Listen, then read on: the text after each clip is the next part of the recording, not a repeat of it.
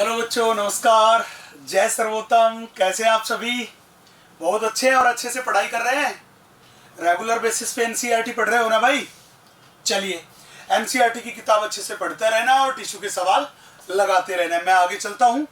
बेटा, अपन पहले ही डिस्कस कर चुके हैं सिंपल एपिथेलियम टिश्यू के बारे में, कंपाउंड एपिथेलियम टिश्यू के बारे में, सेल जंक्शंस के बारे में, ग्लैंड्स के बारे में, और लास्ट लेक्चर में हमने शुरू कर दिया था कनेक्टिव टिश्यू, और उस कनेक्टिव टिश्यू के भी टू टाइप्स के बारे में बात कर चुके थे। पहला बात कर चुके हैं लूज कनेक्टिव टिश्यू एंड दूसरा बात कर चुके हैं dense connective tissue.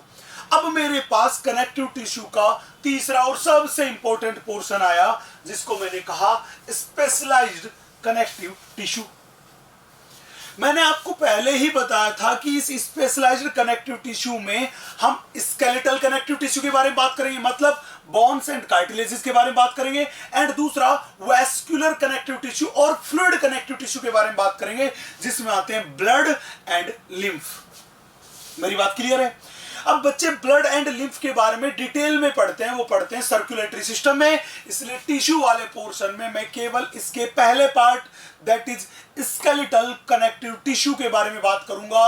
Bones and cartilages जो है उनके टाइप्स एंड उनके इंटरनल स्ट्रक्चर के बारे में बात करूंगा। चले भैया अपना आगे बहुत ध्यान से देखिएगा। तो स्पेशलाइज्ड कनेक्टिव टिश्यू में मेरे पास पहली हेडिंग है, वो पहली हेडिंग है कार्टिलेज।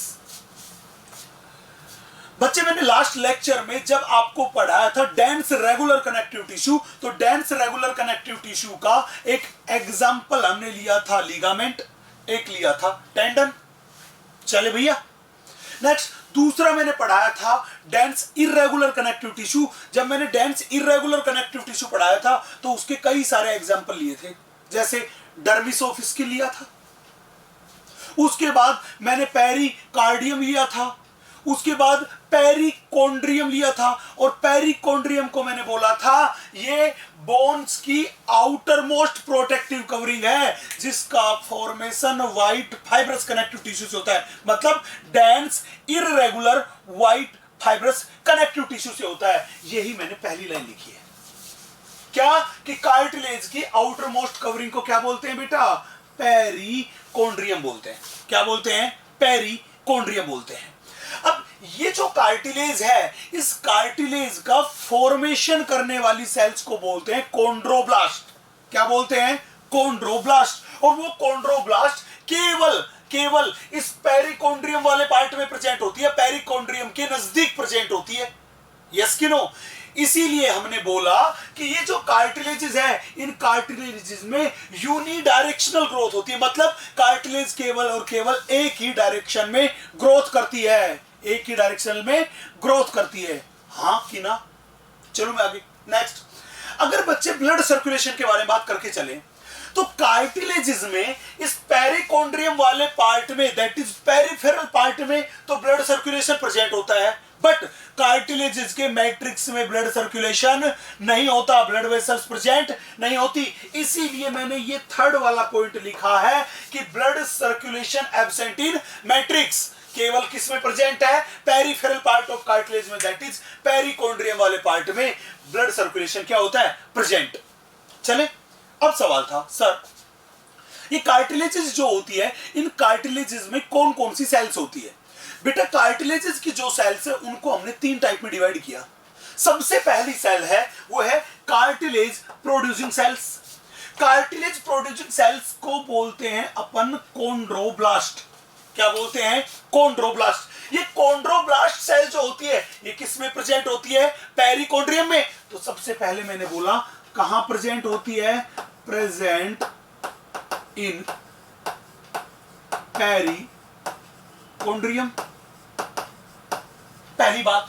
दूसरी बात, ये कोंड्रोब्लास्ट सेल्स होती है, इनमें डिवीजन की एबिलिटी क्या होती है? बहुत ज्यादा। तो हमने बोला कि ये जो सेल्स है इनमें डिवीजन एबिलिटी जो होती है, वो डिवीजन एबिलिटी क्या होती है बेटा? बहुत ज्यादा।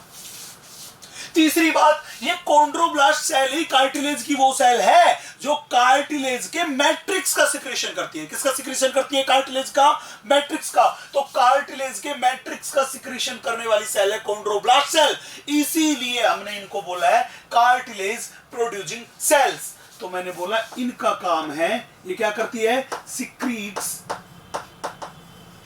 मैट्रिक्स ऑफ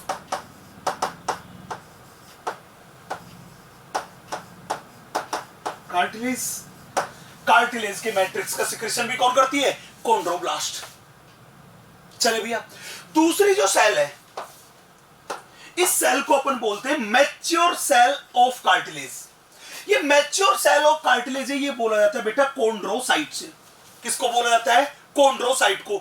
ध्यान रखना, ये कॉन्ड्रोसाइट सेल्स जो होती है, इनमें डिवीजन की एबिलिटी जो होती है वो होती है एब्सेंट। इन सेल्स में डिवीजन की एबिलिटी जो होती है ये होती है एब्सेंट। और इन कॉन्ड्रोसाइट का फॉर्मेशन कॉन्ड्रोब्लास्ट में डिवीजन से होता है। किसमें डिवीजन से होता है? कॉन्ड्रोब्लास्ट में डिवीजन से। मतलब जो कॉन्ड्रोब्लास्ट में डिवाइड होकर सेल बनाई, उसमें एक सेल डिफरेंशिएट होकर बना लेगी कॉन्ड्रोसाइट, एंड दूसरी सेल है वो क्या बना लेगी? कॉन्ड्रोब्लास्ट। हाँ कि ना? तो ये कॉन्ड्रोसाइट में डिवीजन की एबिलिटी नहीं होती। इनका क्या काम है? इनका ही काम है कार्टिलेजेस को मेंटेन रखना। कार्टिलेज को मेंटेन रखने का काम कौन करती है? कॉन्ड्रोसाइट। कौन सी सेल करती है? कॉन्ड्रोसाइट। अब तीसरे टाइप की जो सेल है उसको बोलते हैं कार्टिलेज डिस्ट्रॉइंग सेल। बेटा कार्टिलेज डिस्ट्रॉइंग सेल को बोलते हैं कॉन्ड्रोक्लास्ट। ये कॉन्ड्रोक्लास्ट सेल होती है, क्या काम करती है? ये कार्टिलेज के मैट्रिक्स को डिसॉल्व कर देती है। क्या कर देती है? मैट्रिक्स को डिसॉल्व। और जब कार्टिलेज में कार्टिलेज का मैट्रिक्स ही नहीं बचेगा तो कार्टिलेज भी नहीं बचेगी। हाँ कि ना? तो ये क्या काम करती है? कार्टिलेज के मैट्रिक्स को डिसॉल्व करके कार्टिलेज को डिस्ट्रॉय करने का काम करती है, इसलिए इसको बोलते हैं कॉन्ड्रोक्लास्ट सेल। अगर ये कार्टिलेज को डिस्ट्रॉय करती है तो इसमें लाइसोसोम्स के नंबर क्या होने चाहिए? बहुत ज्यादा। इसलिए ध्यान रखना, कॉन्ड्रोक्लास्ट सेल में नंबर ऑफ लाइसोसोम्स क्या होते हैं? बहुत ज्यादा। चलो मैं आगे, नोट कीजिएगा, नोट कीजिएगा। चलो आगे देखिएगा। अब बेटा अपने पास सवाल आया। सबसे पहला सवाल यह आया कि सर आपने कहा कि कॉन्ड्रोक्लास्ट सेल है, ये मैच्योर सेल ऑफ कार्टिलेज है, मतलब यही है जो कार्टिलेज को मेंटेन रखने का काम करती है। बिल्कुल, कॉन्ड्रोसाइट ही है जो कार्टिलेज को मेंटेन रखने का काम करती है। अब बताइए कि ये कॉन्ड्रोसाइट सेल जो है ये कहां पे प्रेजेंट होती है? बेटा कॉन्ड्रोसाइट सेल जो होती है ये कार्टिलेज के मैट्रिक्स में प्रेजेंट होती है। किसके अंदर प्रेजेंट होती है? कार्टिलेज के मैट्रिक्स में। तो सबसे पहला सवाल था कि कॉन्ड्रोसाइट सेल कहां प्रेजेंट होती है? पहला क्वेश्चन। नेक्स्ट क्वेश्चन, ये कॉन्ड्रोक्लास्ट सेल जो होती है ये मैट्रिक्स में किस जगह प्रेजेंट है और उस जगह का फॉर्मेशन किसने किया? दूसरा सवाल। तीसरा सवाल, कार्टिलेज इसका मैट्रिक्स जिसका सिक्रेशन कॉन्ड्रोब्लास्ट सेल ने किया वो मैट्रिक्स कैसा होता है? तो शुरुआत करते सबसे पहले कार्टिलेज के मैट्रिक्स के बारे में ध्यान से देखिएगा। बेटा एनसीईआरटी ने क्लियर लाइन लिखी है कि कार्टिलेजेस का जो मैट्रिक्स होता है वो अपने पास होता है सॉलिड। कैसा होता है? सॉलिड। दूसरा होता है प्लाइएबल। प्लाइएबल का मतलब होता है फ्लेक्सिबल।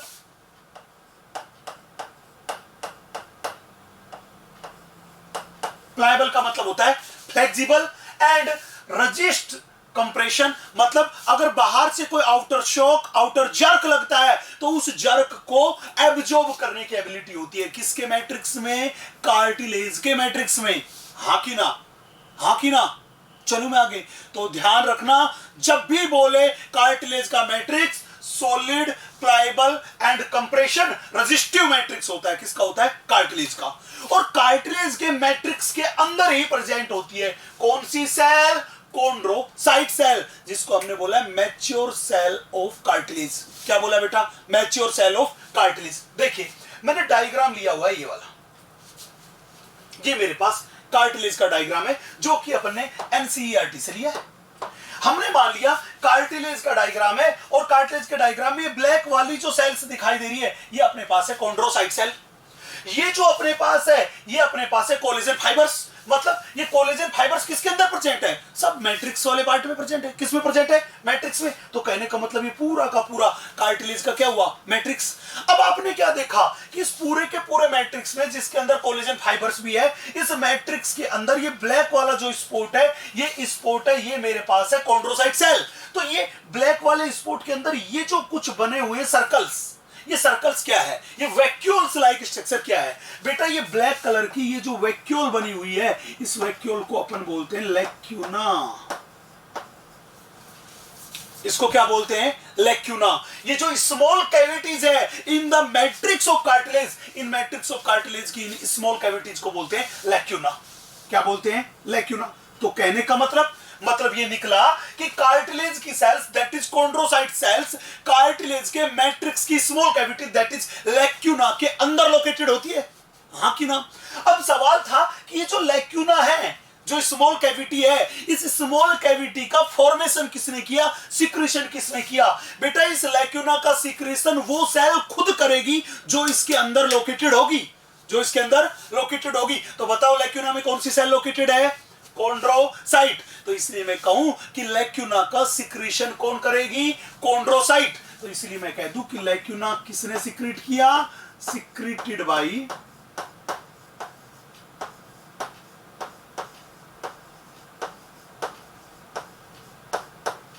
कॉन्ड्रोसाइट।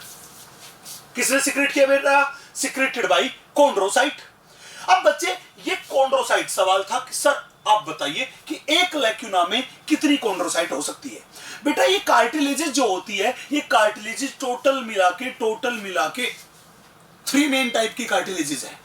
तो ये अलग अलग टाइप की कार्टिलेजेस में, लैक्यूना में जो कॉन्ड्रोसाइट्स होते हैं उनके नंबर होते हैं अलग अलग। किसी में प्रेजेंट होती है 1 से 2 अपने पास कॉन्ड्रोसाइट एक लैक्यूना में, किसी में प्रेजेंट होती है 4 कॉन्ड्रोसाइट एक लैक्यूना में। तो अलग अलग कार्टिलेज में अलग अलग कॉन्ड्रोसाइट प्रेजेंट हो सकती है। वो मिनिमम तो हो सकती है 1 और मैक्सिमम कितनी हो सकती है? 4। मैक्सिमम कितनी हो सकती है? 4। इसीलिए एनसीईआरटी ने ये लाइन लिखी है। देखिएगा मैं इस डायग्राम के बेसिस पे एनसीईआरटी की लाइंस को एक्सप्लेन करता हूं, देखिएगा।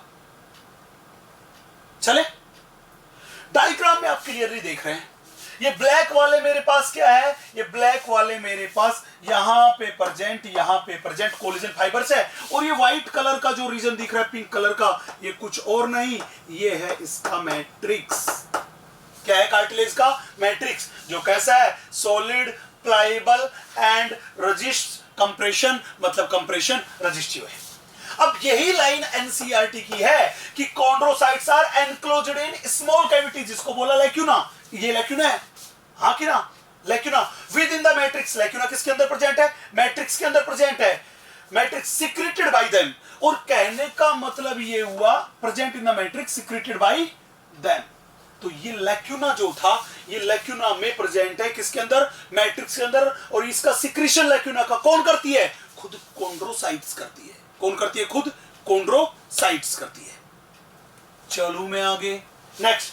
अब सवाल था कि एक लैक्यूना में कितनी कॉन्ड्रोसाइट होगी? मैंने कहा अलग अलग कार्टिलेज में नंबर अलग अलग हो सकते हैं। मिनिमम कितनी हो सकती है? 1। मैक्सिमम कितनी हो सकती है? 4। इसीलिए मैंने पॉइंट ऐड किया, ये वाला 1 to 4 chondrocytes are present in each lacuna. मेरी यहां तक की बात में किसी को कोई दिक्कत है? नहीं है तो नोट कीजिए प्लीज।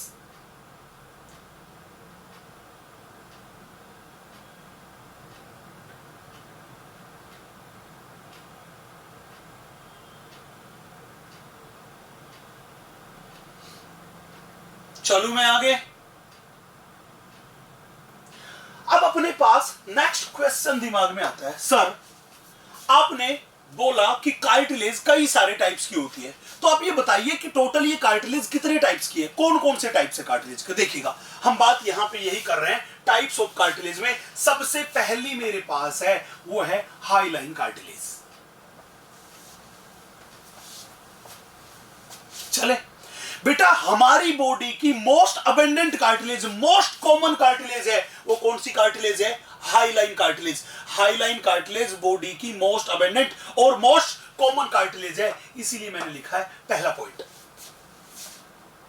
चलो मैं आगे दूसरा पॉइंट।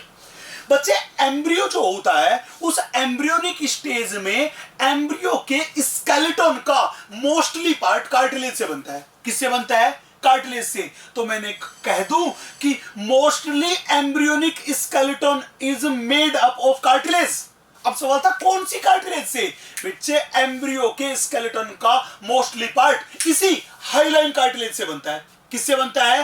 हाइलाइन कार्टिलेज से बनता है, इसीलिए हमने पॉइंट नंबर यूज किया है सेकंड वाला। चलो मैं आगे। सवाल था सर अगर एक एडल्ट को देखें, एडल्ट ह्यूमन बीइंग को देखें या एक एडल्ट वर्टिब्रेट को देखें तो उस एडल्ट वर्टिब्रेट का स्केलेटन सिस्टम का मोस्टली पार्ट किससे बना हुआ है? बेटा ह्यूमन बीइंग का या दूसरे कुछ वर्टिब्रेट्स को, हायर वर्टिब्रेट्स को देखें तो उनके स्केलेटन का मोस्टली पार्ट बना हुआ है बोन से। किससे बना हुआ है? बोन से। तो अब सवाल था कि सर एम्ब्रियो में तो कार्टिलेज से बना था और एडल्ट में किससे बन गया? बोन से। तो कैसे बना? पक्का एम्ब्रियो की जो कार्टिलेज थी वो धीरे धीरे धीरे धीरे बर्थ के बाद किस में कन्वर्ट हुई होगी? बोन में कन्वर्ट हुई होगी। किस में कन्वर्ट हुई होगी? बोन में। हाँ बिल्कुल ऐसा ही हुआ। एम्ब्रियो की जो कार्टिलेजेस थी दैट इज हाइलाइन कार्टिलेजेस थी, वो जन्म के बाद धीरे धीरे किस में कन्वर्ट होती गई? बोन में कन्वर्ट होती गई। तो कहने का मतलब कि हमारी बॉडी की मोस्टली बोन किससे बनी हुई है? कार्टिलेज के मॉडिफिकेशन से बनी हुई है। किससे बनी हुई है? कार्टिलेज के मॉडिफिकेशन से। मतलब कार्टिलेज जब बोन में कन्वर्ट हो गई तो उससे बनी है हमारी बॉडी की मोस्टली बोन। और ऐसी बोन जिनका फॉर्मेशन कार्टिलेज के मॉडिफिकेशन से होता है उसको बोलते हैं कार्टिलेजिनस बोन। क्या बोलते हैं? Cartilaginous bone. तो मैं ये कह दूं कि adult skeleton system is made up of bones और मोस्टली बोन है वो किस चीज से बनी हुई है? वो बनी हुई है हाइलाइन कार्टिलेज से। किससे बनी हुई है? हाइलाइन कार्टिलेज से। और ऐसी बोन जिसका फॉर्मेशन कार्टिलेज से होता है उसको अपन बोलते हैं कार्टिलेजिनस बोन। यस कि नो? इसीलिए एनसीईआरटी का ये थर्ड वाला पॉइंट था। क्या था? Most of the cartilages in vertebrates embryos are replaced by bones in adult. तो मैंने यही तो कहा कि एडल्ट में कार्टिलेजेस को किसने रिप्लेस कर दिया? बोन ने। तो एडल्ट की बॉडी का मोस्टली स्केलेटन किससे बना? बोन से। और बोन किससे बनी? कार्टिलेजेस के ओसिफिकेशन से। कि हाइलाइन कार्टिलेज थी, इसका ओसिफिकेशन हुआ और उसके ओसिफिकेशन से क्या बन गई? बोन। सवाल था सर ये ओसिफिकेशन वर्ड यूज कर रहे हो, ये क्या होता है? बेटा ओसिफिकेशन का मतलब होता है प्रोसेस ऑफ बोन फॉर्मेशन। क्या मतलब होता है? Process of bone formation. मतलब अपने पास ये एम्ब्रियो में हाइलाइन कार्टिलेज थी, इस हाइलाइन कार्टिलेज का हुआ ओसिफिकेशन।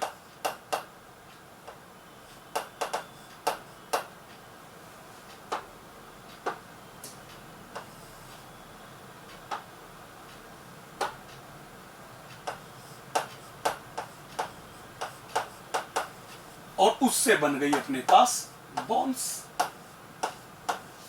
और वो बोन्स जो कार्टिलेज के ओसिफिकेशन से बनी उन्हीं को तो हमने बोल दिया बेटा क्या? कार्टिलेजिनस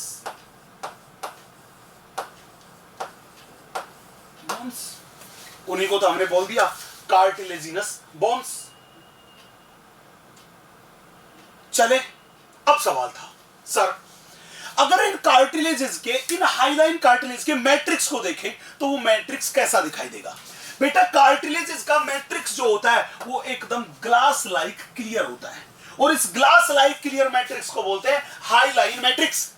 इसी के बेसिस पे इस कार्टिलेज का नेम हमने दिया है हाइलाइन कार्टिलेज। अब सवाल था कि इसका कार्टिलेज का मैट्रिक्स ग्लास की तरह क्लियर क्यों था?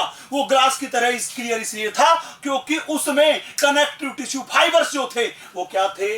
एब्सेंट। तो ग्लास लाइक क्लियर है क्यों? बिकॉज कनेक्टिव टिश्यू फाइबर्स क्या होते हैं बेटा? एब्सेंट।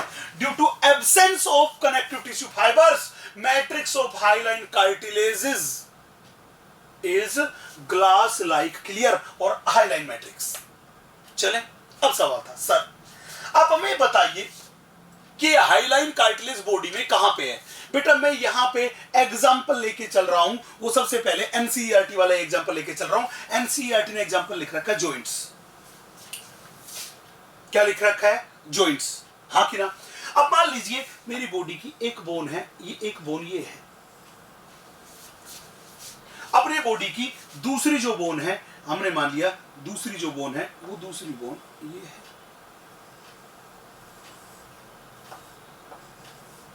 ये मेरे पास बॉडी की दो बोन है और ये है बोन का जॉइंट। हमने क्या देखा? हमने देखा कि बॉडी के जो बोन्स है, इन बोन्स के इस जॉइंट वाले पार्ट को बोलते हैं आर्टिकुलर एरिया। क्या बोलते हैं? Articular area. इस आर्टिकुलर एरिया में यहां पे हाईलाइन कार्टिलेज की बनी हुई कवरिंग प्रेजेंट होती है। क्या प्रेजेंट होती है? हाईलाइन कार्टिलेज की बनी हुई कवरिंग।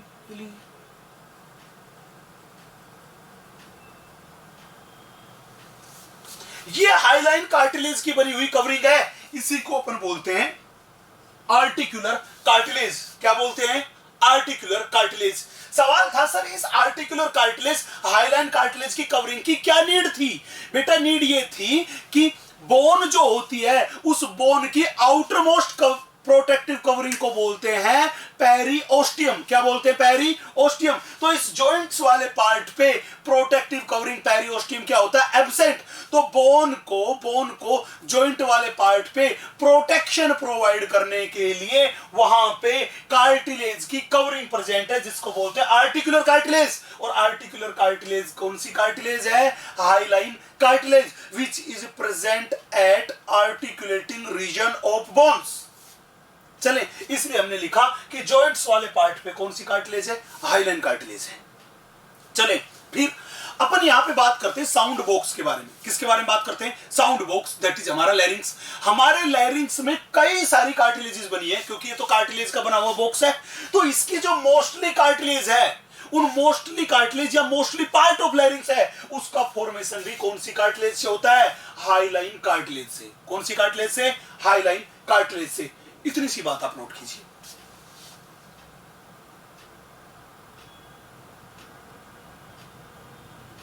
चलिए अपन आगे नेक्स्ट अपन बात करते हैं दूसरे टाइप की कार्टिलेज। दूसरे टाइप की कार्टिलेज को अपने बोल दिया फाइब्रस कार्टिलेज। बेटा अगर हमने इसको फाइब्रस कार्टिलेज बोला है तो सीधी सी बात है कि हाईलाइन कार्टिलेज को तो हाईलाइन इसलिए बोला क्योंकि उसके मैट्रिक्स में कनेक्टिव टिश्यू के फाइबर्स कंप्लीटली क्या थे? एब्सेंट। कंप्लीटली क्या थे? एब्सेंट। इसीलिए उसको बोल दिया अपन ने कौन सी कार्टिलेज? Hyaline cartilage. ये एक ऐसी कार्टिलेज थी जिसके मैट्रिक्स में फाइबर्स खूब सारे थे। और वो फाइबर्स होंगे वो कौन से होंगे? या तो अपने पास होंगे इलास्टिक फाइबर्स, या फिर अपने पास होंगे कोलेजन फाइबर्स। या तो अपने पास होंगे इलास्टिक फाइबर्स या अपने पास होंगे कोलेजन फाइबर्स। यस कि नो? हाँ कि ना? तो इस चीज के बेसिस पे हमने इन फाइबरस कार्टिलेज को दो पार्ट में डिवाइड कर दिया। पहला पार्ट है इलास्टिक कार्टिलेज। इलास्टिक कार्टिलेज नाम से पता चल रहा है कि इसके मैट्रिक्स में कौन से फाइबर्स प्रेजेंट होंगे? Elastic fibres. इसलिए इस कार्टिलेज को बोल दिया इलास्टिक कार्टिलेज। और जो इलास्टिक फाइबर्स है वो इलास्टिन प्रोटीन से बनते हैं, येलो कलर के फाइबर्स होते हैं और उनमें इलास्टिसिटी होती है बहुत ज्यादा। जब फाइबर्स में इलास्टिसिटी बहुत ज्यादा तो कार्टिलेज में भी इलास्टिसिटी बहुत ज्यादा होगी, फ्लेक्सिबिलिटी बहुत ज्यादा होगी। तो जब भी पूछे कि बॉडी की हाईली फ्लेक्सिबल और मोस्ट इलास्टिक कार्टिलेज कौन सी है, तो मोस्ट इलास्टिक कार्टिलेज कौन सी हुई? Elastic cartilage. चले, अब सवाल ये था कि सर ये कार्टिलेज कहां पे है? बेटा हमारे नोज का ये वाला जो पार्ट है, ये टिप वाला पार्ट है। इस नोज के टिप वाले पार्ट में यही कार्टिलेज होती है, that is tip of nose. NCERT का एग्जांपल है। नेक्स्ट दूसरा लिख रखा है एनसीईआरटी ने, आउटर ईयर। बेटा अपने पास ये वाला जो पार्ट है इसको बोलते हैं ईयर पिन्ना। क्या बोलते हैं? Ear pinna. ये ईयर पिन्ना और ये कैनाल जिसको अपन बोलते हैं ईयर कैनाल, ये दोनों के दोनों आउटर ईयर का पार्ट है। किसका पार्ट है? आउटर ईयर का। अब देखो ये ईयर पिन्ना जो है इसमें हाईली फ्लेक्सिबिलिटी है, तो आउटर ईयर में भी कौन सा पार्ट मेरे पास? अपने पास ईयर पिन्ना वाला जो पार्ट होता है वो कैसा पार्ट है? वो पार्ट है जिसका फॉर्मेशन इलास्टिक कार्टिलेज से हुआ। ये दोनों के दोनों बहुत फेमस एग्जांपल है किसके? इलास्टिक कार्टिलेज के। इसके अलावा लेना चाहे, इसके अलावा तो आपने कहीं पढ़ा होगा एपिग्लोटिस। एपिग्लोटिस वो था जो फूड मेटल की स्वेलोइंग के टाइम पे ग्लोटिस को मास्क कर लेता है एंड फूड पार्टिकल्स को ट्रेकिया में या रेस्पिरेटरी ट्रैक में जाने से रोकता है। ये भी कौन सी कार्टिलेज से बनता है? ये भी इलास्टिक कार्टिलेज से बनता है। चले भैया, दूसरी कार्टिलेज है व्हाइट फाइब्रस कार्टिलेज। नाम से ही पता चल रहा है ये वो कार्टिलेज है जिसमें कौन से फाइबर प्रेजेंट है? व्हाइट फाइबर प्रेजेंट है। और व्हाइट फाइबर कौन से को बोला था बेटा? कोलेजन फाइबर को। कौन से फाइबर को बोला था? कोलेजन फाइबर्स को। और कोलेजन फाइबर जहां पे भी होंगे वो चीज उतनी ज्यादा क्या होगी? स्ट्रॉन्ग। वो चीज उतनी ही ज्यादा क्या होगी? स्ट्रॉन्ग। तो जब भी कहे बताओ बॉडी की स्ट्रॉन्गेस्ट कार्टिलेज कौन सी, तो आप क्या बोलोगे? व्हाइट फाइब्रस कार्टिलेज है ये बॉडी की स्ट्रॉन्गेस्ट कार्टिलेज है। अब सवाल था आपसे, सर ये जो व्हाइट फाइब्रस कार्टिलेज है, इस व्हाइट फाइब्रस कार्टिलेज को हमने बोला स्ट्रॉन्गेस्ट कार्टिलेज। अब ध्यान रखना, मैंने एक वर्ड बोला था। क्या बोला था? मैंने ये कहा था कि कार्टिलेज की आउटर मोस्ट कवरिंग को अपन बोलते हैं पेरिकोन्ड्रियम। क्या बोलते हैं? पेरिकोन्ड्रियम। तो ये जो व्हाइट फाइब्रस कार्टिलेज है, इस व्हाइट फाइब्रस कार्टिलेज का formation white fibrous connective tissue, किससे? व्हाइट फाइब्रस कनेक्टिव टिश्यू, उस व्हाइट फाइब्रस कनेक्टिव टिश्यू से होता है, इसीलिए इसको बोल दिया व्हाइट फाइब्रस कार्टिलेज। और ये एकमात्र ओनली ऐसी कार्टिलेज है जिसमें पेरिकोन्ड्रियम क्या होता है?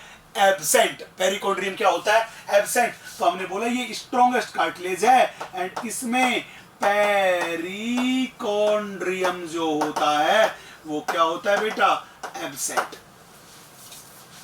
चले, अब सवाल था सर ये व्हाइट फाइब्रस कार्टिलेज जो है ये कहां पे प्रेजेंट होती है? देखिए हमने बोला कि एक अगर ह्यूमन बीइंग में बात करके चले तो ह्यूमन बीइंग की, एडल्ट में ह्यूमन बीइंग की जो वर्टिब्रल कॉलम है उसमें 26 वर्टिब्रीज है। कितनी वर्टिब्रीज है? 26। और वो 26 वर्टिब्रीज इस तरह से है, एक वर्टिब्री, दो वर्टिब्री, तीन वर्टिब्री, चार वर्टिब्री, इस तरह से 26 वर्टिब्रीज है। हाँ कि ना? मैंने बोला कि ये अपने पास जो है ये यहां पे प्रेजेंट क्या है? वर्टिब्री।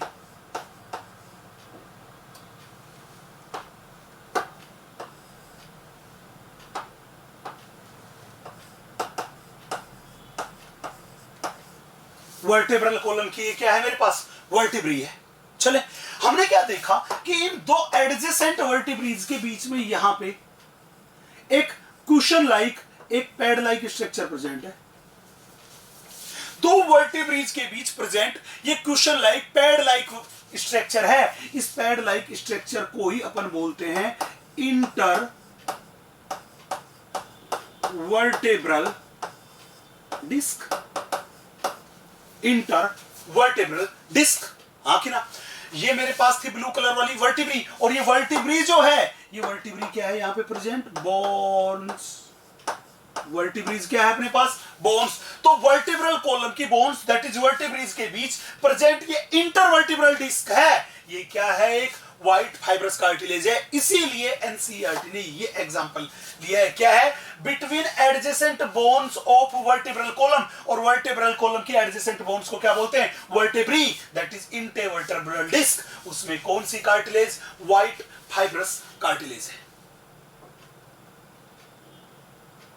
चले भैया अपना आगे नेक्स्ट, सबसे अंतिम वाली मेरे पास है वो है थर्ड टाइप की कार्टिलेज जिसको बोलते हैं कैल्सिफाइड कार्टिलेज। बेटा नाम से ही पता चल रहा है कैल्सिफाइड मतलब ये वो कार्टिलेज थी जिसके मैट्रिक्स में कैल्शियम सॉल्ट्स का क्या हो गया? डिपोजिशन। कैल्शियम सॉल्ट्स का क्या हो गया, डिपोजिशन। तो ये वो थी जिसमें कैल्शियम सॉल्ट्स जो होते हैं वो कैल्शियम सॉल्ट्स होते हैं बहुत ज्यादा। जब मैट्रिक्स में कैल्शियम सॉल्ट्स बहुत ज्यादा होंगे तो मैट्रिक्स बहुत ज्यादा क्या हो जाएगा, हार्ड। इसीलिए जब भी बोले बताओ हार्डेस्ट कार्टिलेज कौन सी, तो आप कहोगे कैल्सिफाइड कार्टिलेज को ही क्या बोलते हैं, हार्डेस्ट कार्टिलेज। क्या बोलते हैं बेटा, हार्डेस्ट कार्टिलेज। यस की नो। तो अपने पास 4 टाइप की कार्टिलेज थी। जब भी कहे बॉडी की मोस्ट अबेंडेंट कार्टिलेज, आप कहोगे हाईलाइन कार्टिलेज। जब भी कहे बॉडी की मोस्ट फ्लेक्सिबल और मोस्ट इलास्टिक कार्टिलेज, आप कहोगे इलास्टिक कार्टिलेज। जब भी कहे बॉडी की स्ट्रॉन्गेस्ट कार्टिलेज, आप कहोगे व्हाइट फाइब्रस कार्टिलेज। जब भी कहे बॉडी की हार्डेस्ट कार्टिलेज, तो आप कहोगे कैल्सिफाइड कार्टिलेज। अब ये कैल्सिफाइड कार्टिलेज है, ये कैल्सिफाइड कार्टिलेज अपने ह्यूमरस बोन का हेड वाला पार्ट जो कि पेल्विक ग्रिड, ये जो मेरे पास पेक्टोरियल ग्रिडल है, इस पेक्टोरियल ग्रिडल में फिक्स है, हाँ कि ना, यहां पे शोल्डर में, उस वाले पार्ट का हेड ऑफ ह्यूमरस बोन जो होता है वो कैल्सिफाइड कार्टिलेज से बना हुआ है, बहुत हार्ड है। इसी तरह ये फीमर बोन है, इस फीमर का हेड जो होता है ये इधर पेल्विक ग्रिडल में है। इस पेल्विक ग्रिडल के पार्ट में जहां पे फिक्स है, उस हेड का फॉर्मेशन भी किससे होता है, कैल्सिफाइड कार्टिलेज से। इसीलिए एनसीईआरटी लिखा है limbs and hands in adult के लिम्स और हैंड्स में मतलब head of femur and head of humerus bone जो होता है ह्यूमन का, वो कौन सी कार्टिलेज से बना हुआ है, कैल्सिफाइड कार्टिलेज से बना हुआ है। चलो भैया मैं आगे, अब इतनी सी बात को नोट कर लीजिएगा।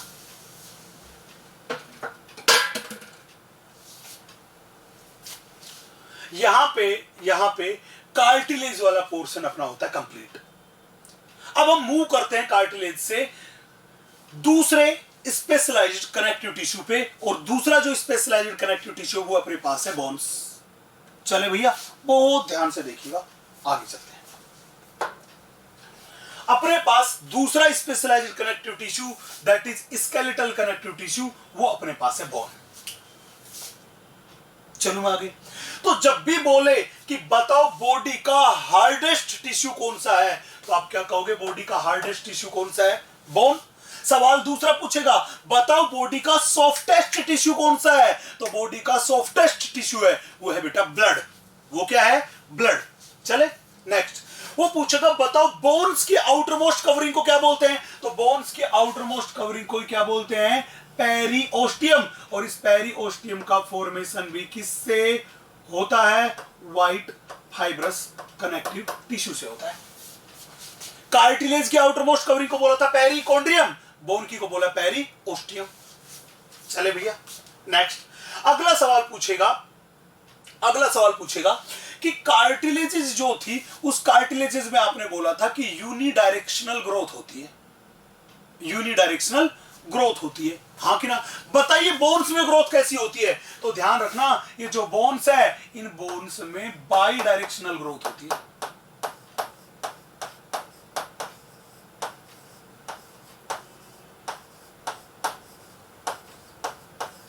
बोन्स में कैसी ग्रोथ होती है, बोन्स में बाई डायरेक्शनल ग्रोथ होती है, ध्यान रखना। नेक्स्ट, हमने कार्टिलेजेस में पढ़ा था कि कार्टिलेजेस के मैट्रिक्स में ब्लड सर्कुलेशन क्या होता है, एब्सेंट। केवल और केवल पेरिकोंड्रियम वाले पार्ट में ही ब्लड सर्कुलेशन प्रेजेंट होता है, जबकि बोन्स में मैट्रिक्स में भी ब्लड सर्कुलेशन क्या होता है, प्रेजेंट। मतलब ब्लड सर्कुलेशन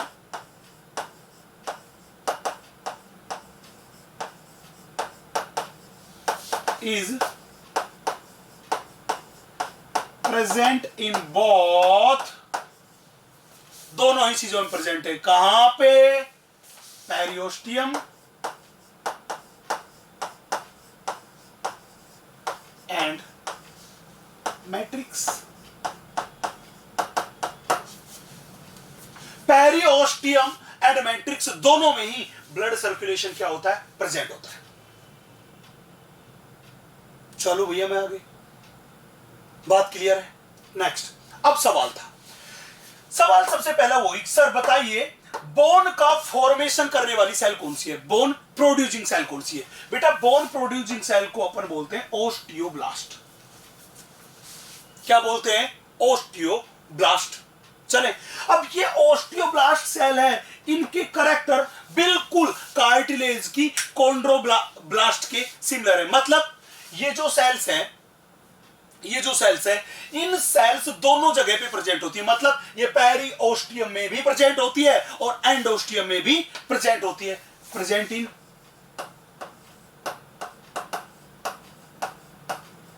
पेरिओस्टियम एंड एंडोस्टियम, दोनों में प्रेजेंट होती है। मतलब बोन के पेरिफेरल पार्ट में भी प्रेजेंट होती है और बोन के सेंट्रल पार्ट में भी प्रेजेंट होती है। इसीलिए बोन में बाई डायरेक्शनल ग्रोथ होती है, पहली बात। दूसरी बात, ये जो ओस्टियोब्लास्ट सेल है, इनमें डिवीजन एबिलिटी प्रेजेंट होती है।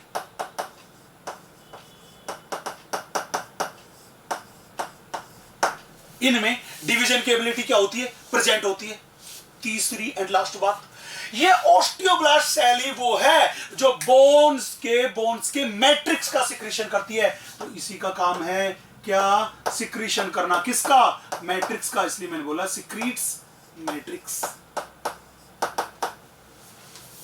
Secretes matrix. तो मैट्रिक्स का सिक्रीशन किसने किया? ओस्टियोब्लास्ट सेल ने। चले नेक्स्ट, वो पूछेगा बताओ बोन डिस्ट्रॉइंग सेल कौन सी है? बेटा बोन्स को डिस्ट्रॉय, जैसे कार्टिलेजेस को डिस्ट्रॉय करने वाली सेल्स को बोला था कॉन्ड्रोक्लास्ट, सिमिलरली बोन्स को डिस्ट्रॉय करने वाली जो सेल है, वो बोन को डिस्ट्रॉय करने वाली सेल को बोलते हैं ओस्टियोक्लास्ट सेल। कौन सी सेल बोलते हैं? ओस्टियोक्लास्ट। बोन को डिस्ट्रॉय करने वाली सेल है ओस्टियोक्लास्ट सेल। और इन सेल्स में भी नंबर ऑफ लाइसोसोम्स जो होते हैं वो होते हैं बहुत ज्यादा। चलो मैं आगे, नेक्स्ट सवाल था sir mature cell of bone कौन सी है? मैच्योर सेल ऑफ बोन, बच्चे हमने पढ़ा था मैच्योर सेल ऑफ कार्टिलेज बोला था कॉन्ड्रोसाइट को। तो यहां पे मैच्योर सेल ऑफ बोन है, वो है ओस्टियोसाइट। क्या है? ओस्टियोसाइट। और ये ओस्टियोसाइट जो होती है, ये ओस्टियोसाइट में भी डिवीजन एबिलिटी जो होती है, वो डिवीजन एबिलिटी होती है बेटा एब्सेंट। डिवीजन एबिलिटी होती है एब्सेंट। और इन ओस्टियोसाइट का फॉर्मेशन कौन करती है? Osteoblast cell. कौन करती है? Osteoblast cell. अब ये ओस्टियोसाइट जो होती है, ये भी बोन के मैट्रिक्स में प्रेजेंट होती है। और मैट्रिक्स के किसके अंदर? लैक्यूना के अंदर। चले हां कि ना? तो ये कहां पे लोकेटेड होती है? ये लोकेटेड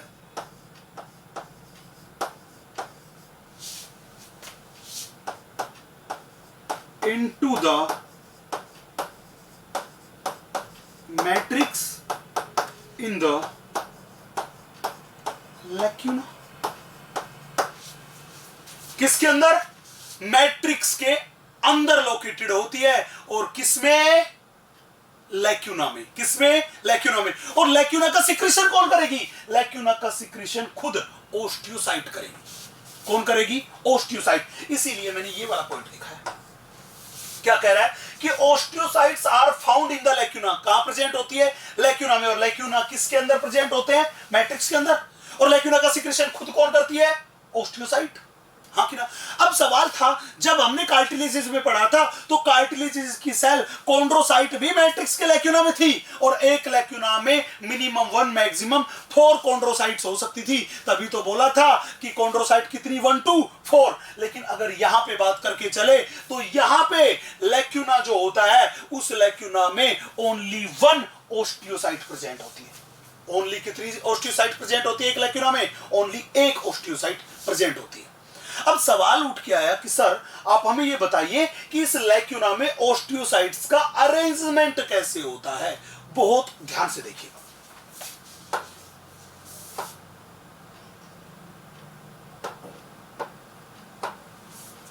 चले, अब मान लीजिए कि मेरे पास ये कोई लैक्यूना है।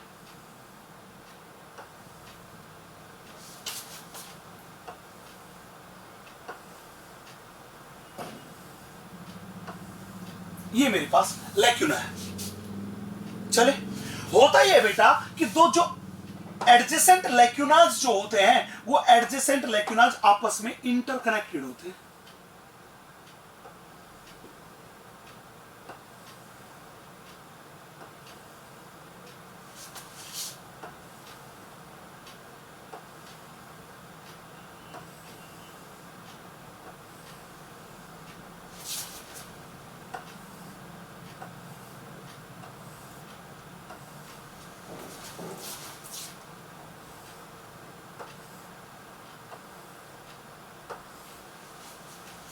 तो एडजेसेंट लैक्यूना जो होते हैं वो लैक्यूना आपस में इंटर कनेक्टेड होते हैं।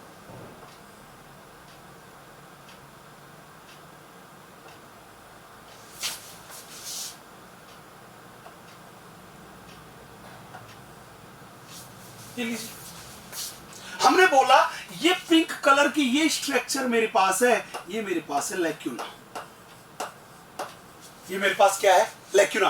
और तो एडजेसेंट लैक्यूनास एक दूसरे से इंटरकनेक्टेड होते हैं थ्रू फाइन ट्यूब्यूल्स, और ये फाइन ट्यूब्यूल्स जो है इन फाइन ट्यूब्यूल्स को अपन बोलते हैं कैनालिक्यूली। फाइन ट्यूब्यूल्स को क्या बोलते हैं कैनालिक्यूली। ये कैनालिक्यूली जो है ये लैक्यूना का पार्ट है। किसका पार्ट है लैक्यूना का पार्ट। और अब हमने क्या कहा कि हर एक लैक्यूना के अंदर एक कौन सी सेल प्रेजेंट है ओस्टियोसाइट। हमने बोल दिया अपने पास ये ओस्टियोसाइट सेल है, अपने पास ओस्टियोसाइट सेल है, अपने पास ओस्टियोसाइट सेल है।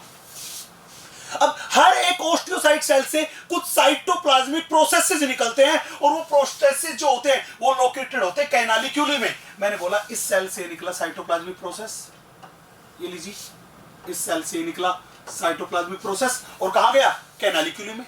इस सेल से निकला साइटोप्लाज्मिक प्रोसेस और वो इस सेल के साइटोप्लाज्मिक प्रोसेस से हो गया फ्यूज। इधर से निकला कैनालिक्यूली में गया और इस सेल के साइटोप्लाज्मिक प्रोसेस से हो गया फ्यूज। सिमिलरली इस सेल में यहां से साइटोप्लाज्मिक प्रोसेस निकला कैनालिक्यूली में गया, इस सेल का ये साइटोप्लाज्मिक प्रोसेस निकला, इस साइटोप्लाज्मिक प्रोसेस से हो गया फ्यूज। ये दूसरी सेल के लिए इधर चला गया। तो हमने बोला ये ग्रीन वाले जो अपने पास है इन ग्रीन वाले को अपन बोलते हैं साइटोप्लाज्मिक प्रोसेस। साइटोप्लाज्मिक प्रोसेस, हां कि ना। तो मैं ये कह दूं कि दो एडजेसेंट ओस्टियोसाइट्स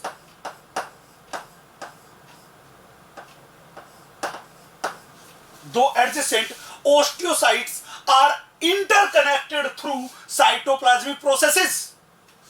Yes कि no? जबकि कार्टिलेजेस में कॉन्ड्रोसाइट्स आपस में इंटरकनेक्टेड नहीं होती, केवल क्या इंटरकनेक्टेड होती है ओस्टियोसाइट से ही इंटरकनेक्टेड होती है। मेरी यहां तक की बात में कोई दिक्कत?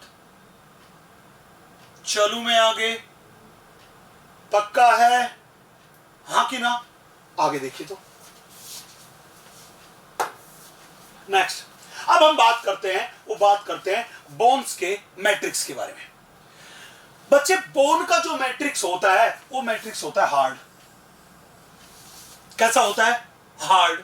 दूसरा वो होता है नॉन प्लायबल, मतलब प्लायबल का मतलब था फ्लेक्सिबल, मतलब इसके मैट्रिक्स में फ्लेक्सिबिलिटी नहीं होती। क्यों नहीं होती? उसकी खास वजह है। वो फ्लेक्सिबिलिटी नहीं होने की खास वजह, पहला तो यहां पे कैल्शियम सॉल्ट्स जो थे वो कैल्शियम सॉल्ट्स का अमाउंट था बहुत ज्यादा। कौन से कैल्शियम सॉल्ट थे? मोस्टली अपने पास थे कैल्शियम फॉस्फेट। कौन से थे? Calcium phosphate.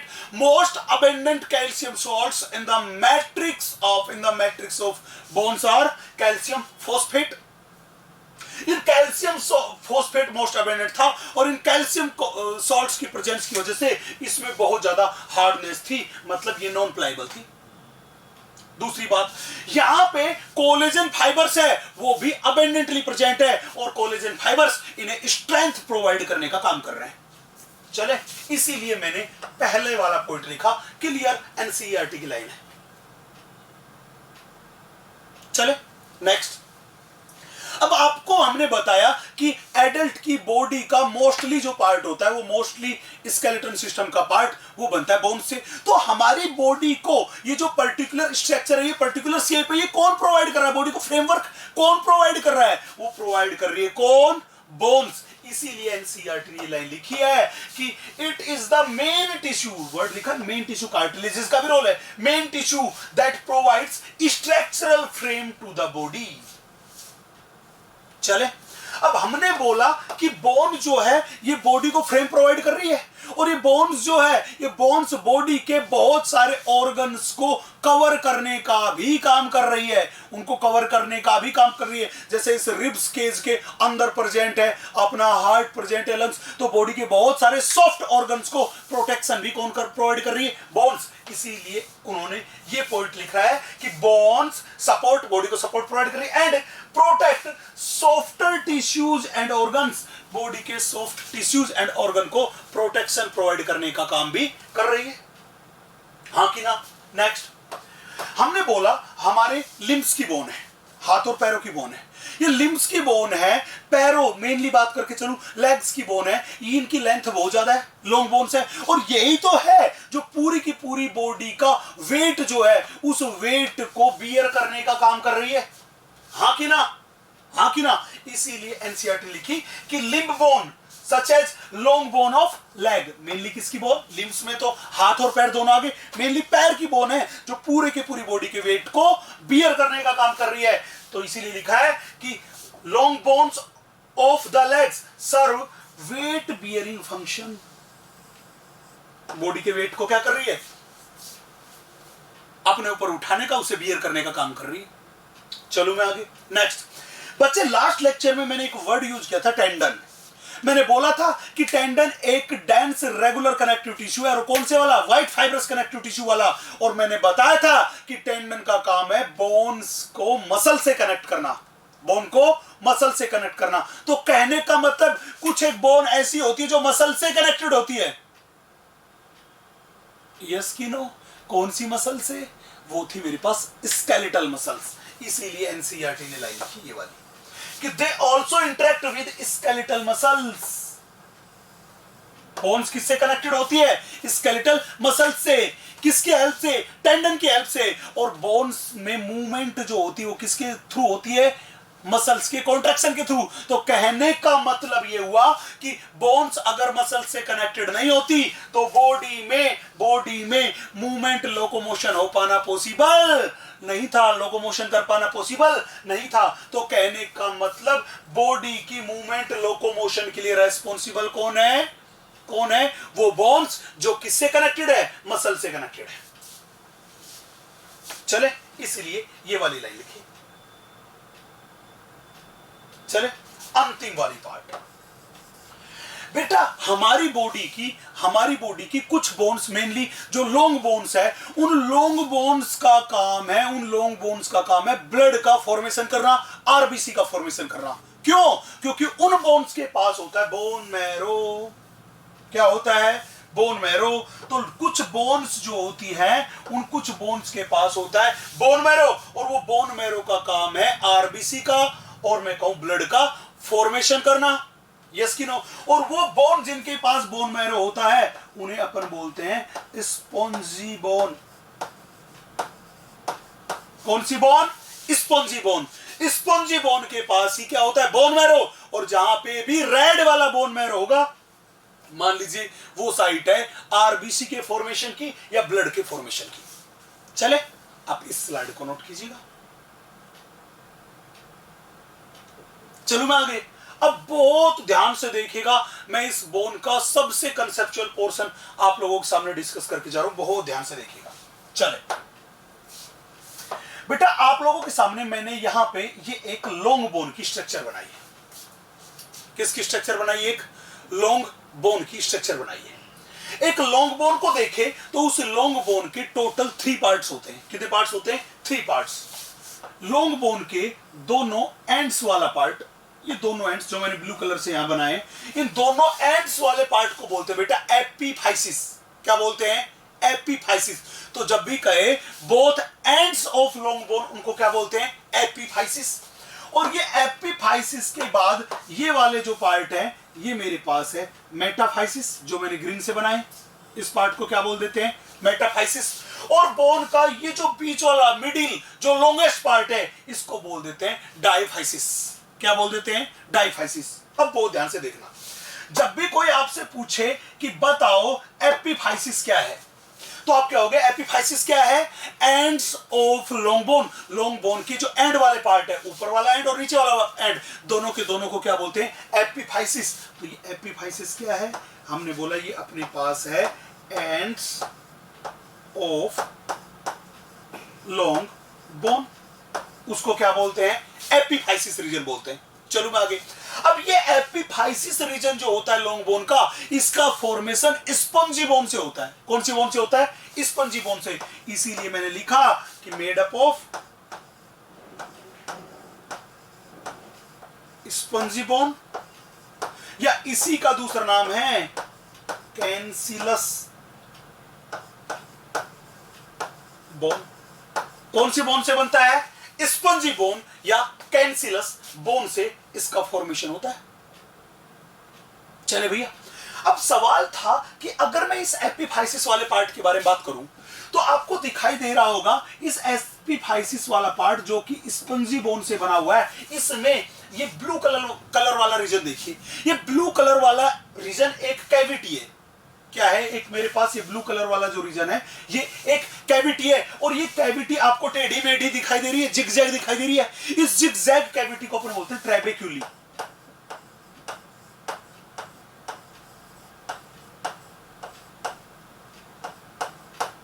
क्या बोलते हैं इस कैविटी को? ट्रैबेक्यूली कैविटी। हमने देखा ये ट्रैबेक्यूली जो कैविटी है जिगजैग कैविटी है। इस जिगजैग कैविटी के अंदर ये रेड कलर का कुछ मेटल भरा देखा। इस रेड कलर के मेटल को ही अपन बोलते हैं बेटा रेड बोन मैरो।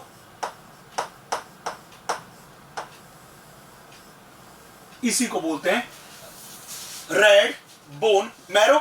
और मैंने अभी आपको बताया था कि कुछ बोन्स में रेड बोन मैरो प्रेजेंट होता है और उन बोन्स को बोलते हैं स्पंजी बोन।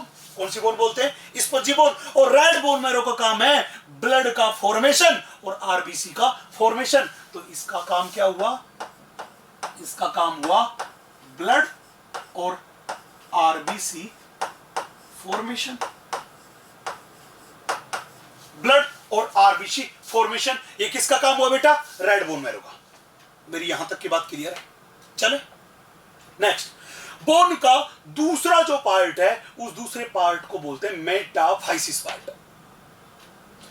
ये जो मेटाफाइसिस वाला पार्ट है ये बिल्कुल एपिफाइसिस के नीचे की साइड प्रेजेंट होता है, और ये मेटाफाइसिस पार्ट ही बोन का वो पार्ट है जो बोन्स के इलोंगेशन के लिए रेस्पॉन्सिबल है। मतलब जो जो हमारी बचपन से हमारी बॉडी की लंबाई बढ़ती जाएगी, बोन्स की लेंथ भी बढ़ती है। वो बोन्स की लेंथ बढ़वाने के लिए कौन जिम्मेवार? ये जो मेटाफाइसिस रीजन है ये बोन की लेंथ बढ़वाने के लिए जिम्मेदार है। इसलिए मैंने लिखा ये किसके लिए जिम्मेदार? Responsible for elongation of bones. किसके इलोंगेशन के लिए रेस्पॉन्सिबल है? ये बोन्स के इलोंगेशन के लिए रेस्पॉन्सिबल है। अब सवाल उठा, सर ये मेटाफाइसिस बोन्स का इलोंगेशन कैसे करता है? बच्चे होता ये है कि इस मेटाफाइसिस रीजन में ये एक प्लेट प्रेजेंट है। ये क्या प्रेजेंट है? एक प्लेट लाइक स्ट्रक्चर प्रेजेंट है जिसको अपन बोलते हैं एपिफाइसियल प्लेट। इसको क्या बोलते हैं? एपिफाइसियल प्लेट। ये एपिफाइसियल प्लेट कौन से रीजन में प्रेजेंट है? मेटाफाइसिस में। और इस एपिफाइसियल प्लेट पे ही ये जो सेल्स दिखाई दे रही है इन सेल्स को बोलते हैं ओस्टियोब्लास्ट सेल। तो मैंने बोला ये क्या प्रेजेंट है इसमें? इसमें कंटेन्स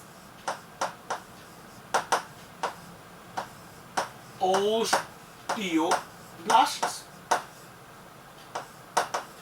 क्या प्रेजेंट है इसके अंदर?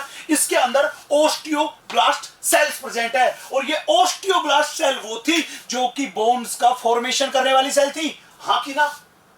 तो कहने का मतलब ये हुआ कहने का मतलब ये हुआ कि ग्रोथ हार्मोन जो हमें होता है वो ग्रोथ हार्मोन आके आके बोन्स के मेटाफाइसिस रीजन पे, जो ये एपिफाइसियल प्लेट है, इस एपिफाइसियल प्लेट की इन ओस्टियोब्लास्ट सेल से आके बाइंड होता है। और जब इन सेल से आके बाइंड होता है तो ये सेल बहुत जल्दी जल्दी बोन का क्या करती है, फॉर्मेशन, जिसकी वजह से हमारी बॉडी की लेंथ, हमारी लंबाई बढ़ती है।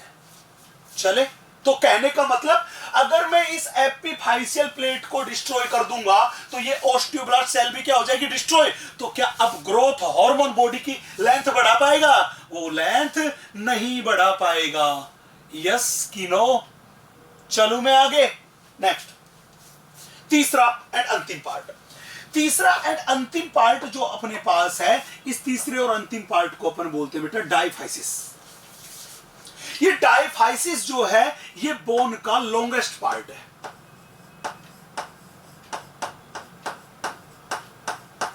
बोन का कैसा पार्ट है?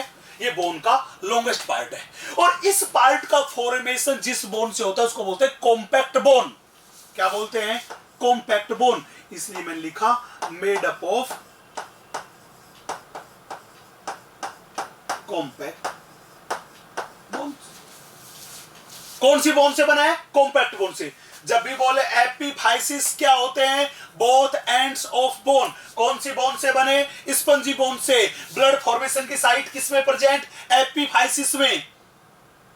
चलू मैं आगे, हां कि ना? बोन के इलोंगेशन के लिए कौन रेस्पॉन्सिबल? मेटाफाइसिस वाला पार्ट रेस्पॉन्सिबल। चलो अब एक और बेहतरीन कंक्लूजन मैं आपको निकाल के देता हूं, बहुत ध्यान से देखिएगा। मैं अगले पेज पे लिखता हूं, फिर इस डायग्राम को पूरा करूंगा। जब भी कहे कि एक डेवलपिंग बोन जो होती है, एक इमेच्योर जो बोन होती है, उसमें कितने पार्ट होते हैं? एक इमेच्योर बोन के कितने part? 3 part. Epiphysis, metaphysis and diaphysis.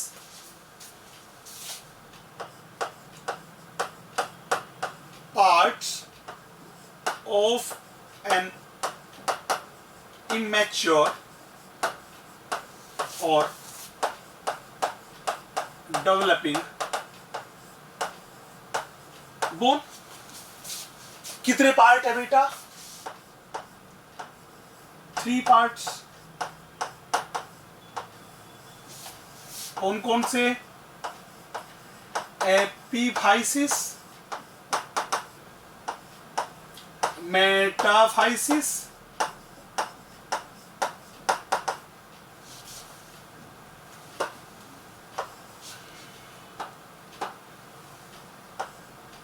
And तीसरा मेरे पास है डायफाइसिस। दूसरा मेरे पास है पार्ट्स ऑफ ए मैच्योर और डेवलप्ड बोन। तो उसके हैं 2 पार्ट्स। अब सवाल था कि मैच्योर बोन और डेवलप्ड बोन किसमें प्रेजेंट थी? ये प्रेजेंट है एडल्ट में, या ये अपने पास प्रेजेंट है किसमें? एडल्ट में। जुवेनाइल फेज के बाद, लगभग 20 साल के बाद की उम्र की जो बोन है, मैं उसके बारे में बात कर रहा हूं। इसमें 2 पार्ट होते हैं ओनली। पहला पार्ट होता है यहां पे एपिफाइसिस एंड दूसरा पार्ट होता है यहां पे डायफाइसिस। दूसरा पार्ट होता है यहां पे डायफाइसिस। मतलब कि मेरी जो बोन है उसमें कितने पार्ट है? केवल 2 पार्ट, एपिफाइसिस एंड डायफाइसिस। मतलब मेरी बोन में मेटाफाइसिस नहीं है। जब एडल्ट की बोन में मेटाफाइसिस नहीं है, मतलब मेटाफाइसिस का क्या हो गया? डीजनरेशन हो गया।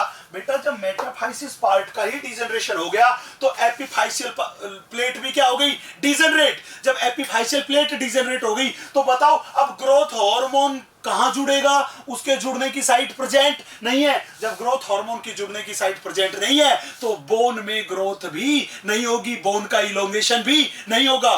बोन का इलोंगेशन नहीं होगा तभी तो हम कहते हैं कि एक फिक्स एज, लगभग 20 से 25 की एज, 20 से 22 की एज के बाद, 25 की एज के बाद कभी भी हाइट नहीं बढ़ती। हाइट बढ़ने का लास्ट कार्यक्रम हो गया लगभग 20-22 साल की एज तक। चलो भैया मैं आगे, मेरी यहां तक की बात क्लियर है। तो जब भी कहे कि एक एडल्ट पर्सन की हाइट नहीं बढ़ती, क्यों नहीं बढ़ती? वो इसलिए नहीं बढ़ती कि उसमें एपिफाइशियल प्लेट जो होती है वो डिजनरेट हो जाती है। जब एपिफाइशियल प्लेट डिजनरेट हो गई तो अब क्या हुआ? वो हुआ ये कि ग्रोथ हार्मोन को बाइंड होने के लिए साइट अवेलेबल नहीं है, इसलिए बोन का इलोंगेशन पॉसिबल नहीं है, और बोन का इलोंगेशन ही नहीं होगा तो हाइट भी नहीं बढ़ेगी। चलो भैया मैं आगे, हाँ कि ना? अब बहुत ध्यान से देखिए, अब मैं बात कर रहा हूं बोन के इस वाले पोर्शन के बारे में। तीनों पार्ट्स के बारे में बात कर ली, अब मैं इस वाले पोर्शन के बारे में बात कर रहा हूं। देखिएगा बेटा, मैंने माना ये व्हाइट वाली जो है ये बोन की सबसे आउटर मोस्ट प्रोटेक्टिव कवरिंग है, और आपने बताया था बोन की आउटर मोस्ट प्रोटेक्टिव कवरिंग को क्या बोलते हैं? उसी को अपन बोलते हैं बेटा पेरिओस्टियम। क्या बोलते हैं? पेरिओस्टियम। और बोन की सबसे बाहर वाली को तो ये बोलते हैं, और मिडिल वाले पार्ट में एक और कवरिंग थी। मिडिल वाले पार्ट की जो कवरिंग है ये पिंक वाली कवरिंग, इसको अपन बोलते हैं एंडोस्टियम। इसको बोलते हैं एंडोस्टियम। और ये मेरे पास व्हाइट वाली बाहर वाली है पेरिओस्टियम, ये वाली मेरे पास है एंडोस्टियम। पेरिओस्टियम और एंडोस्टियम के बीच आपने देखा ये ब्लू कलर का मेटेरियल भरा हुआ है, इस ब्लू कलर के मेटेरियल को ही हम बोलते हैं मैट्रिक्स। इसको क्या बोलते हैं अपन? मैट्रिक्स। तो जब भी बोले कि बताओ मैट्रिक्स कहां प्रेजेंट होता है, मैट्रिक्स प्रेजेंट होता है बिटवीन पेरिओस्टियम एंड एंडोस्टियम, और इस मैट्रिक्स में ही होते हैं लैक्यूना, और लैक्यूना में होती है osteocyte sales.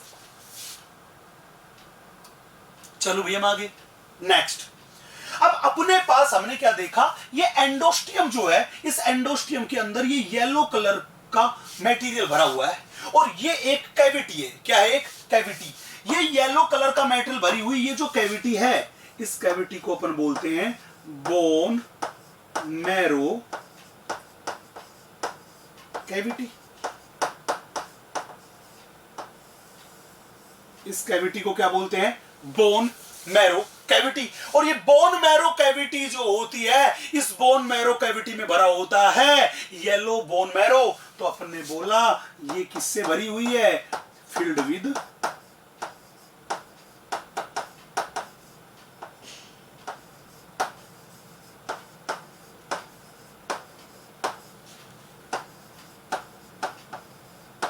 Yellow bone marrow. और येलो बोन मैरो मैं पहले ही बता चुका हूं क्या है? White fat. Yellow bone marrow क्या है? White fat. तो कहने का मतलब कि बोन की आउटर मोस्ट कवरिंग को तो क्या बोल दिया? पेरिओस्टियम। तो ये एंडोस्टियम किसको सराउंड कर रही है? बोन मैरो कैविटी को। तो मैंने कहा एंडोस्टियम क्या है? ये अपने पास है covering of bone marrow cavity. किसकी कवरिंग है ये? बोन मैरो कैविटी की कवरिंग है, जिसको क्या बोल दिया हमने? एंडोस्टियम। और मैंने बताया था कि बोन में bone forming cell that is osteoblast endosteum में भी प्रेजेंट है, मतलब सेंट्रल पार्ट में प्रेजेंट है, एंड पेरिओस्टियम में प्रेजेंट है, मतलब पेरिफेरल पार्ट में भी प्रेजेंट है। इसीलिए तो हमने कहा था कि बोन में बाई डायरेक्शनल ग्रोथ होती है। यस कि नो? यहां तक की बात में कोई दिक्कत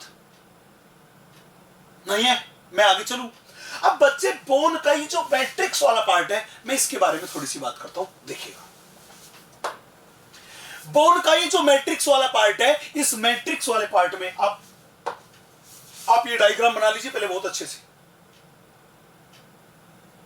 बन गया? चले डायग्राम के बाद इस स्लाइड के बारे में बात करते हैं। बेटा बोन का जो मैट्रिक्स वाला पार्ट है, उस मैट्रिक्स वाले पार्ट में हमने देखा कि दो टाइप की कैनाल प्रेजेंट है। कितने टाइप की कैनाल प्रेजेंट है? 2 टाइप्स की। कौन कौन सी? देखिए, मैंने लिखा 2 types of canals are present in the matrix of bones. कौन सी कैनाल है बेटा, मैं डायग्राम के थ्रू बनाता हूं। मान लीजिए अपने पास एक तो ये कैनाल है,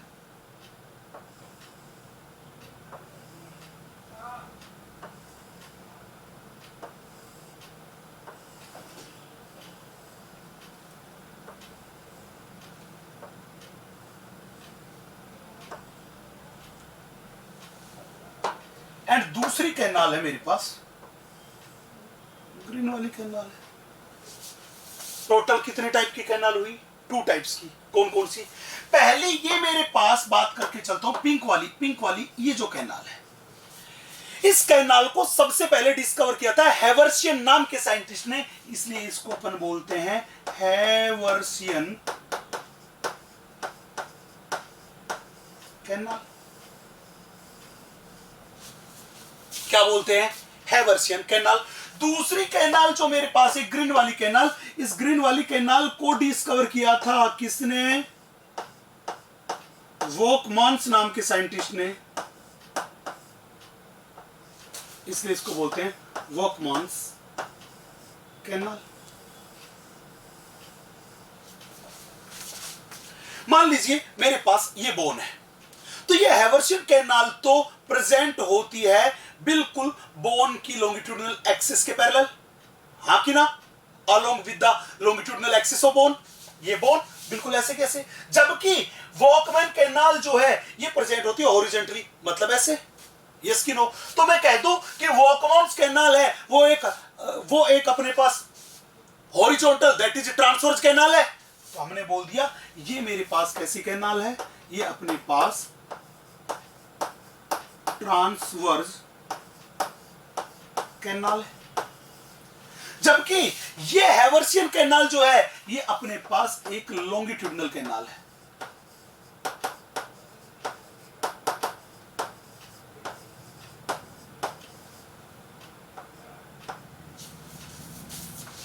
पहली बात। दूसरी बात, ये वॉकमॉन्स कैनाल का क्या काम है? ये वॉकमॉन्स कैनाल दो हैवर्सियन कैनाल को आपस में कनेक्ट करती है। तो ये क्या काम करती है? Connects to Haversian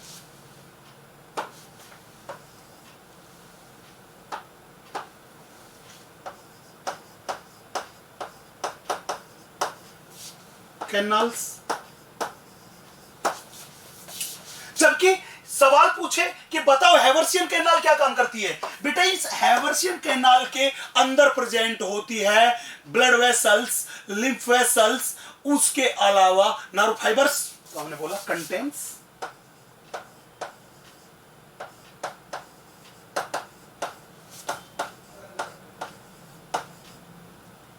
blood capillaries,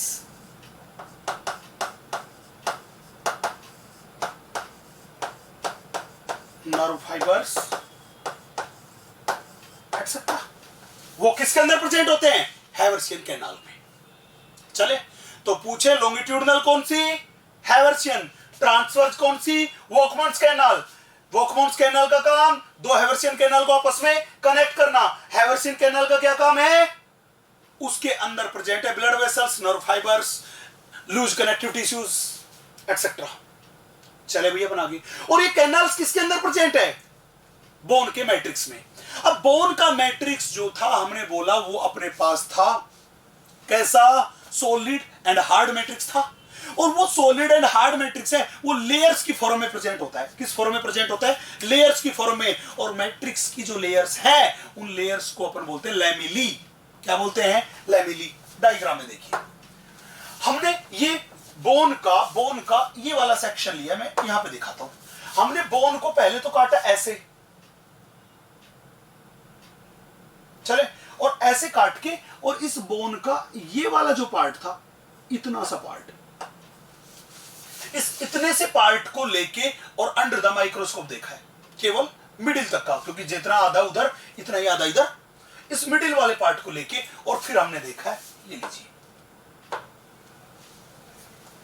जब हमने देखा तो क्या देखा कि सेंट्रल पार्ट में ब्लैक है, ये क्या है? Haversian canal. और हैवर्सियन कैनाल के चारों तरफ देखा, ये व्हाइट व्हाइट कलर वाला रीजन दिखाई दे रहा है, जिसको मैंने पिंक कलर से लिखा है, ये मैट्रिक्स की लेयर है। मैट्रिक्स की वो layer which are present around the Haversian canal, उनको बोलते हैं हैवर्सियन लैमेली। मैंने अभी बोला कि मैट्रिक्स जो होता है वो लेयर्स की फॉर्म में प्रेजेंट होता है और layers of matrix are known as lamellae. तो ये मैट्रिक्स की layer which is present around the Haversian canal, उनको बोल दिया हैवर्सियन लैमेली। हाँ कि ना। तीसरा, हमने बोला था कि मैट्रिक्स में प्रेजेंट होती है ऑस्टियोसाइट सेल, जो कि एक दूसरे से साइटोप्लाज्मिक प्रोसेसेस के थ्रू कनेक्टेड है। और किसके अंदर प्रेजेंट है? लैक्यूना में। तो हमने दिखाया ये अपने पास ऑस्टियोसाइट सेल्स है जो एक दूसरे से कनेक्टेड है। ये ब्लैक ब्लैक वाला सर्कल बताया, तो मैंने लिख दिया ये क्या है? ऑस्टियोसाइट। तो मैंने इन तीन चीजों को, ऑस्टियोसाइट सेल्स को, हैवर्सियन लैमेली को और हैवर्सियन कैनाल को मिला के बोल दिया हैवर्सियन सिस्टम। क्या बोल दिया? Haversian system. ये हैवर्सियन सिस्टम कौन से रीजन में प्रेजेंट है? डायफाइसिस रीजन में। कौन से रीजन में? डायफाइसिस रीजन में। और डायफाइसिस रीजन किसका बना हुआ? कॉम्पैक्ट बोन का। इसलिए मैं लिख दूं कि हैवर्सियन सिस्टम किसमें? Found in compact bone of mammals only. किसकी कॉम्पैक्ट बोन में प्रेजेंट है? ओनली मैमल्स की कॉम्पैक्ट बोन में प्रेजेंट है। डायग्राम याद रखना, ये एनसीईआरटी का ही डायग्राम है। चले भैया, यहां तक की बात क्लियर है। अब बेटा बोन्स जो है वो बोन्स कितने टाइप की होती है? अब बोन्स के कई सारे टाइप होंगे, कोई स्पंजी बोन, कोई विसरल बोन, कोई कैंसिलस बोन, कोई कॉम्पैक्ट बोन। चले, लेकिन हम यहां मेनली दो टाइप की बोन के बारे में बात करके चलेंगे। कौन कौन सी है देखिए, जिनसे सवाल पूछा था, केवल दो इंपॉर्टेंट पोर्शन के बारे में। सबसे पहला कार्टिलेजिनस बोन, नाम से ही पता चल रहा है वो बोन जिनका फॉर्मेशन किसके मॉडिफिकेशन से हुआ? कार्टिलेज के मॉडिफिकेशन से हुआ, उनको अपन बोलते हैं कार्टिलेजिनस बोन। मैंने बोला इनका काम था किससे बनी? Formed by the modification of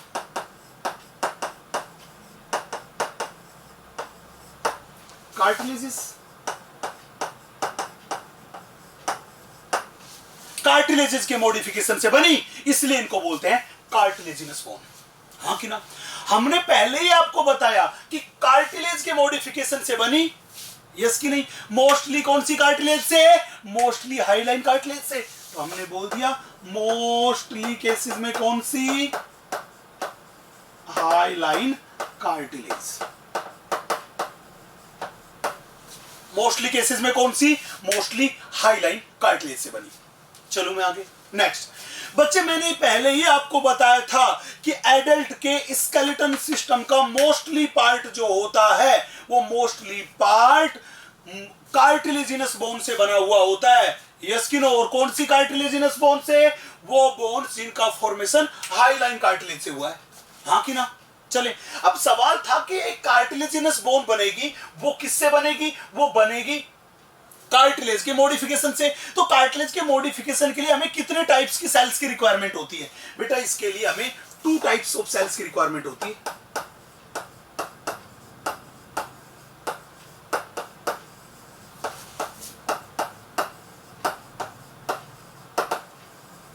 कितने टाइप की सेल्स की रिक्वायरमेंट होती है? 2 टाइप्स की। कौन कौन सी? बिल्कुल सीक्वेंस से याद रखना। पहली, एक कार्टिलेज को हमें बोन में बदलना है तो क्या करना पड़ेगा?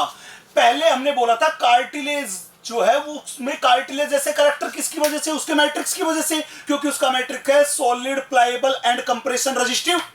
तो हमें उस मैट्रिक्स को हटाना पड़ेगा, उस मैट्रिक्स को डिस्ट्रॉय करना पड़ेगा, डिसॉल्व करना पड़ेगा। हाँ कि ना। तो सबसे पहले कार्टिलेज के मैट्रिक्स को हटाना पड़ेगा, उसके लिए हमें कार्टिलेज को डिस्ट्रॉय करने वाली सेल चाहिए, दैट इज कोंड्रो क्लास्ट। क्या काम करती है? Destroy matrix of cartilage.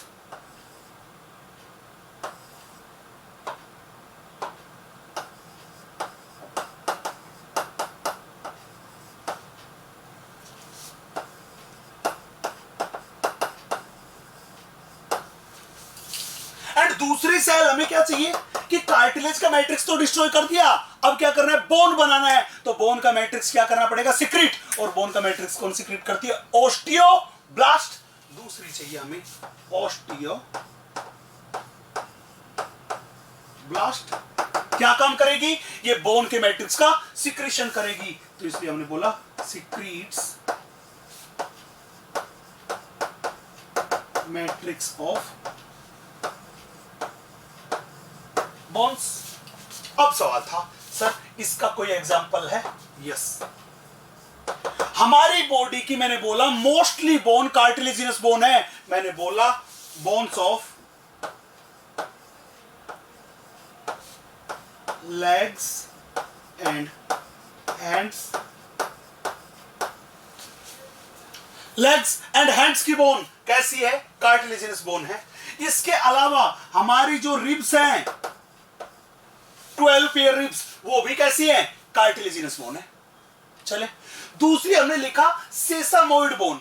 क्या लिखा, सेसामोइड बोन। बेटा सेसामोइड बोन वो होती है जिसका फॉर्मेशन टेंडन के ओसिफिकेशन से होता है।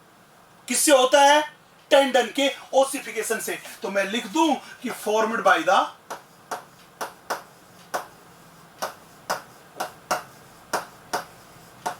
Modification of tendon.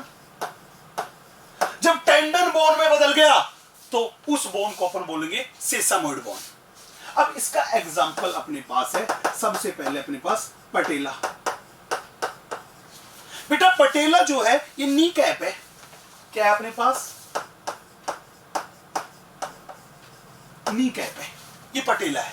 ये हमारी बॉडी की लार्जेस्ट सेसामोइड बोन है।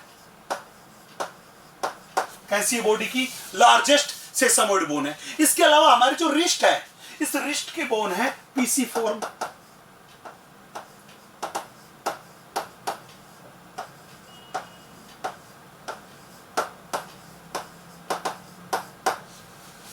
रिस्ट की ये जो बोन है ये भी अपने पास कैसी है, ये भी अपने पास है पीसीफॉर्म बोन जो है वो एक सेसामोइड बोन है। मतलब ये जो मेरे पास है ये है कार्पल्स, मेटाकार्पल्स एंड फेलिंजेस। जो कार्पल्स मेरे पास है वो कार्पल्स में पीसीफॉर्म वाली कार्पल है, वो कैसी है, वो एक सेसामोइड बोन है जिसका फॉर्मेशन टेंडन के ओसिफिकेशन से हुआ है। चले भैया इस स्लाइड को नोट कर लीजिए।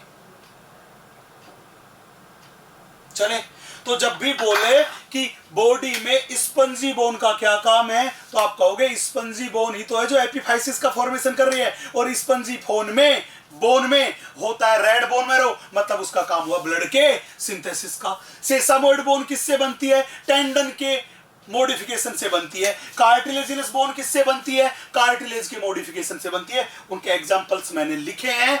इतना ही पूछा जाता है, इसके अलावा कुछ भी नीट में नहीं पूछा जाता। चले तो आपको जितनी बात बताई गई है ये 100% याद होनी चाहिए। इसमें एनसीईआरटी को भी कवर कर लिया और हम लोग एनसीईआरटी से कुछ बाहर भी चले गए। इससे ज्यादा पढ़ने की जरूरत नहीं है, वो एग्जाम से रिलेवेंट नहीं है। चले भैया पढ़िएगा बहुत अच्छे से, क्वेश्चंस लगाइएगा, जो क्वेश्चंस में डाउट हो वो पूछिएगा। तो wish you all the best. मिलते हैं अपन, तब तक के लिए आप सभी खुश रहें, सुरक्षित रहें। जय Hind. Thank you very much.